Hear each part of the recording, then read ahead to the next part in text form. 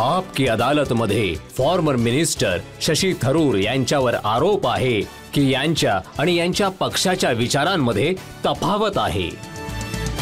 शशी, जेव्हा फॉरेन पॉलिसीच्या बाबतीत बोलायचं झालं, एक तुम्ही आहात ज्यांनी लंडनमध्ये जाऊन एक भाषण दिलं, त्यांना त्यांचा आरसा दाखवला आणि तुमचं कौतुकही झालं. आणि एक राहुल गांधी आहेत, ते जेव्हा लंडन किंवा अमेरिकेत जातात तेव्हा ते सांगतात की आमच्या इकडची डेमोक्रेसी संपली आहे, तुम्ही या जरा, आमची काळजी घ्या, आमच्यावर लक्ष ठेवा. नाही, ते असं नाही म्हणाले. बघा, हा आरोप हा चुकीचा आरोप आहे. मी तुम्हाला सांगू इच्छितो की ज्यांनी फक्त टाळ्या वाजवल्या, राहुल गांधीजी म्हणाले होते की आपल्या लोकशाहीमध्ये अनेक आव्हाने आहेत, पण त्यांनी हे पण सांगितलं की पण ते सोडवण्याची जबाबदारी आमची आहे, इतर कोणाची नाही. ते म्हणाले की आपल्या लोकांना माहीत असलं पाहिजे, भारतीय लोकशाही जी आहे ही एक ग्लोबल पब्लिक गुड आहे. हे सर्व जगासाठी योग्य आहे की भारतात लोकशाही राहणं. पण त्यांनी असं नाही सांगितलं की आणि काहीतरी करा, फक्त माहिती करून घ्या, असं त्यांनी सांगितलं. पण लोक, मी तुम्हाला त्यांनी नक्की काय सांगितलं ते वाचून दाखवतो. त्यांनी सांगितलं, how would you react if democracy suddenly disappears in Europe?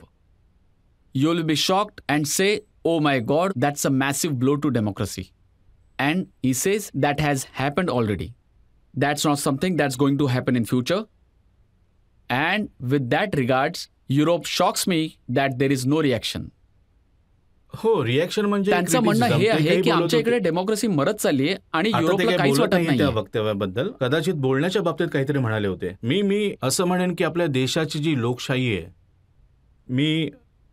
मी प्रत्येक निवडणुकीला पूर्णपणे मुक्त आणि निष्पक्ष निवडणूक मानतो.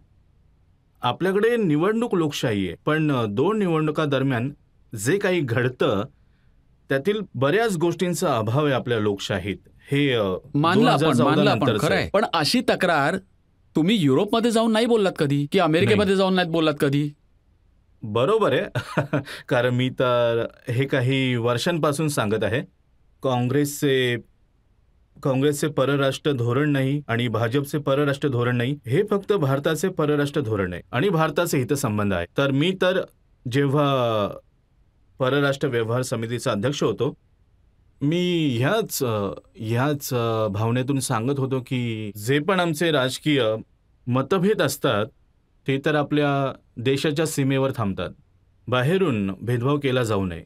पण हेही खरं आहे की ज्याने आधी तोडायला सुरुवात केली ते भाजप आणि मोदी साहेब आहेत.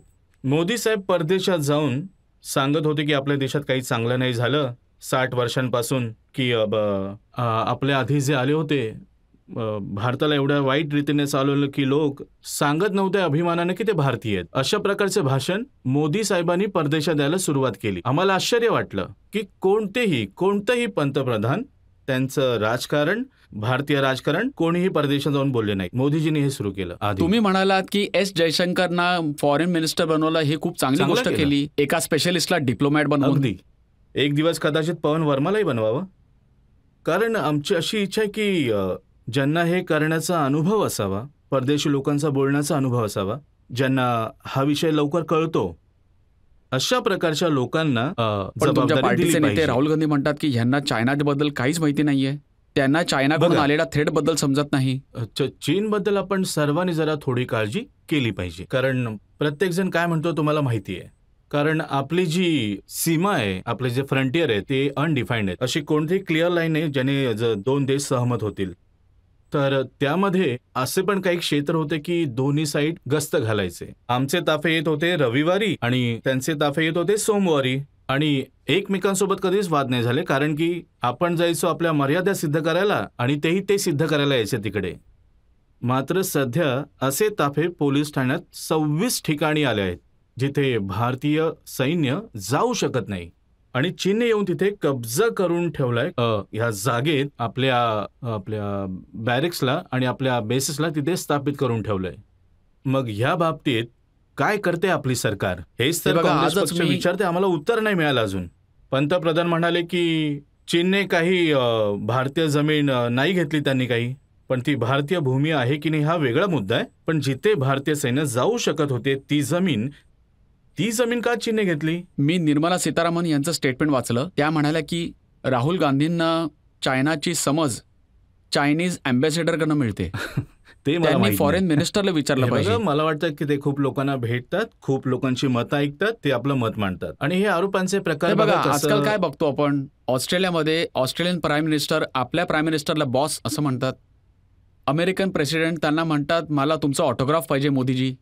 बघा, मोदीजींनी जसं स्वतः सांगितलं, ही काही वैयक्तिक बाब नाहीये, ती भारताच्या सन्मानाची आहे की भारतीय पंतप्रधान जेव्हा येतात, भारत हा एक असा महत्वाचा देश आहे की लोक आपल्या पंतप्रधानांचा आदर करतात. याचा मला आनंद आहे. मी पण खुश होतो जेव्हा माझ्या पंतप्रधानांना सन्मान तुम्ही याआधी मिळतो. कधी याचा बघितलंय मला का आनंद आहे. की पीएनजीचे प्राईम मिनिस्टर पाया पडलेत भारताच्या ही पाया प्राईम मिनिस्टर? पडण्याची गोष्ट तुम्ही पहिल्यांदाच पाहिली.